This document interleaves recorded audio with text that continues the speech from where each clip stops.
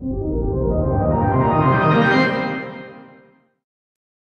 this is Houston Singletary. I'm going to take you through, show you how quickly we can develop and build a device rack inside Ableton Live. We're going to work with an audio effects rack in particular in this tutorial. So the first thing we want to do is go over to our browser, grab a real simple drum loop. We'll simply drag and drop that into track 1, clip slot 1. Let's go ahead and fire that off. We'll stop it right underneath with our stop clip button for a second. So let's talk about building a device rack, and specifically an audio effects rack. So first thing we want to do is go over to our effects browser. We'll go to audio effects, and we're going to go ahead and choose an auto filter just to begin with. So I'll click and hold, drag that over track 1.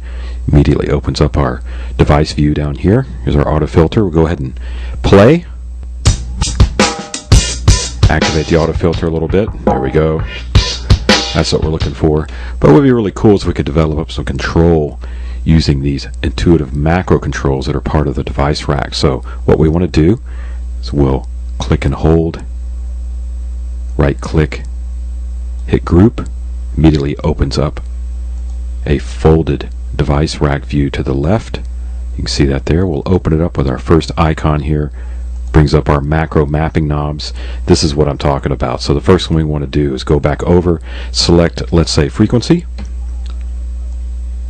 Go to our contextual menu here, hold down our right click, and I'll select map to macro 1 with this frequency parameter right here.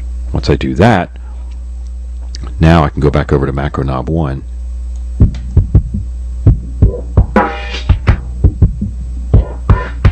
So now I've got control. I can also name that as well. So I'll just go up here to macro, highlight it, and I'll rename that filter sweep. That way I get a good idea of what's going on there. But what's really nice is I can also multi-map for each one of these knobs as well. So I go back over here and let's say, oh, I don't know, let's work with some of the envelope shaping here. Well, again, we'll right click, come down, select map to filter sweep, which is that macro knob 1, just like before. You can see it highlights it with a little green activation icon here. Go back over. Okay, we got a pretty broad sweep there with the envelope. We can go ahead and hit the map mode.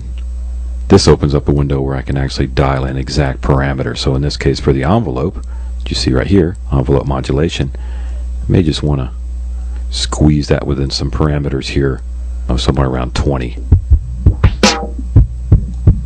Close our map window. So that's just a basic look at how we can set up a device rack inside using a simple auto filter, but now controlling it in our audio effects rack.